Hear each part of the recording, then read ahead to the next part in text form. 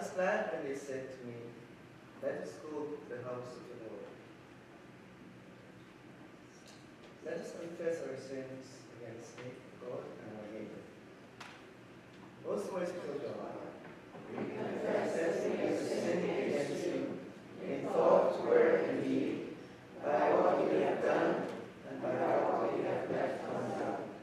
We have not loved you with our whole heart. We have not loved our neighbors as ourselves.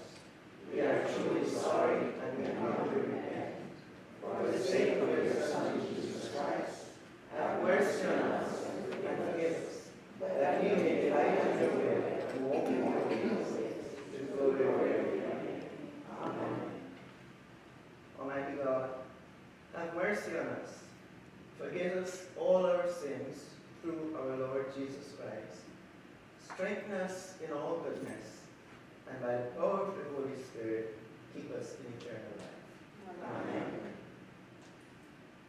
Let us read together with Anita. Come, let us sing to the Lord. Let us shout for joy to the rock of our salvation. Let us come before his presence with thanksgiving, and raise a loud shout to him with psalms. For the Lord is a great God, and a great King above all gods. In his hand there are caverns of the earth, and the heights of the hills are his also. The sea is his, for he made it, and his hands have molded the dry land. Come, let us bow down and bend the knee, and kneel before the Lord our Maker. And we are the people of his pasture, and the sheep of his hand. Oh, that today you would hearken to his voice.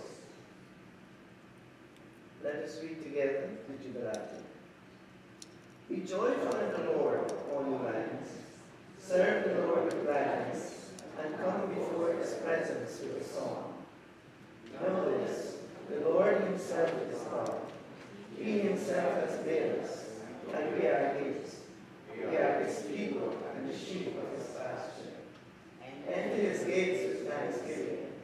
Go into his courts with praise. Give thanks to him and call on his name. For the Lord is good. His mercy is lasting, and his faithfulness endures from age to age.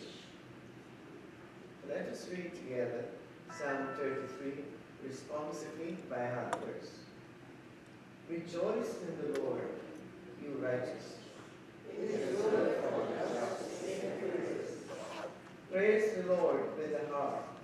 Praise him on the psaltery and lyre. Sing for him a new song.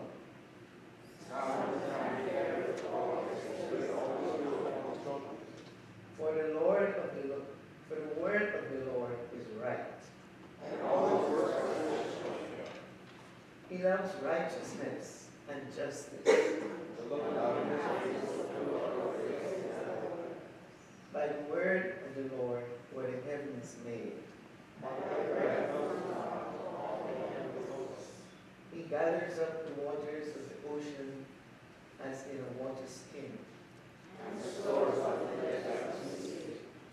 Let all the earth fear the Lord. Let all who dwell in the earth stand awe. For he spoke and it came to pass. He commanded and it stood fast. The Lord brings the will of the nations to naught. He pours his light on people. But the Lord's will stands fast forever. And the results are from age to age. Happy is the nation whose God is the Lord. Happy in the kingdom of those who trust in the Lord. Please be seated for the reading of the first lesson.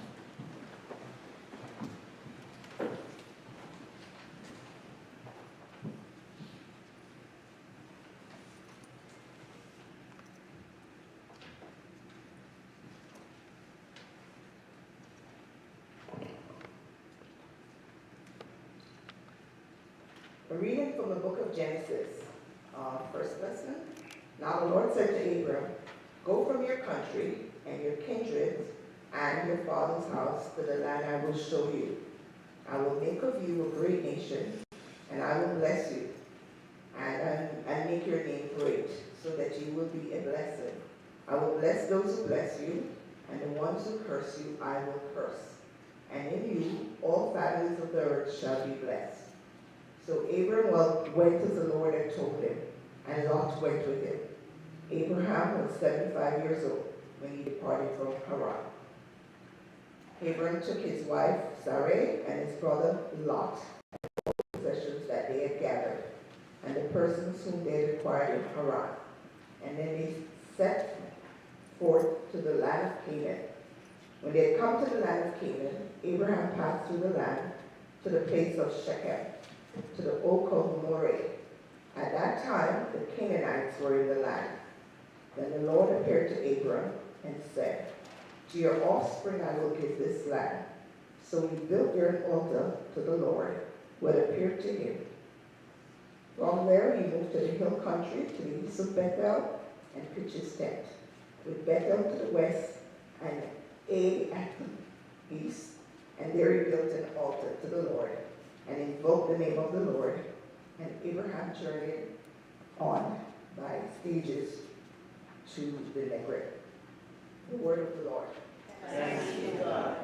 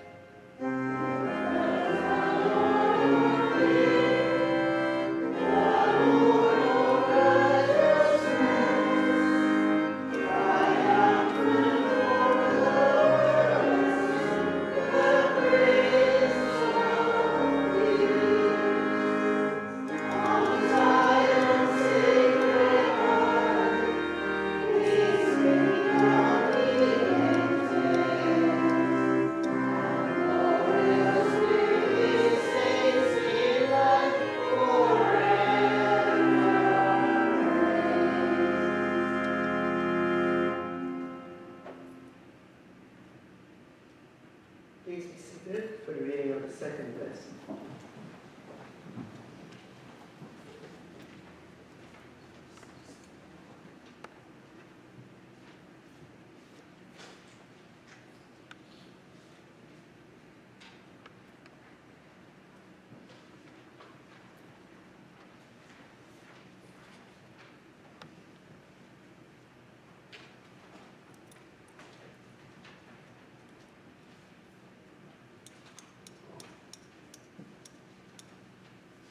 Lectura de la carta de San Pablo a los romanos. Dios prometió a Abraham y a sus descendientes que recibirán el mundo como herencia, pero esta promesa no estaba condicionada al cumplimiento de la ley, sino a la justicia que se basa en la fe. Pues si lo que ha de recibir la herencia son los que se basan en la ley, entonces la fe resultaría cosa inútil y la promesa de Dios perdería su valor.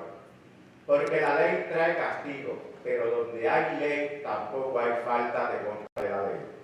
Por eso, para que la promesa hecha a Abraham conserva su valor para todas sus descendientes, fue un don gratuito, basado en la fe, y es decir, la promesa no es solamente para los que se basan en la ley, sino también para todos los que se basan en la fe, como Abraham. De esa manera, Él viene a ser el Padre de todos nosotros. Como dice la Escritura, te he hecho Padre de muchas naciones.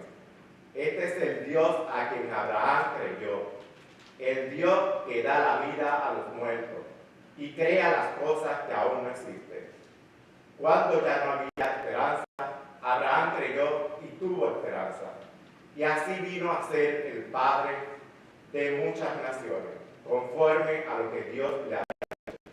Así será el número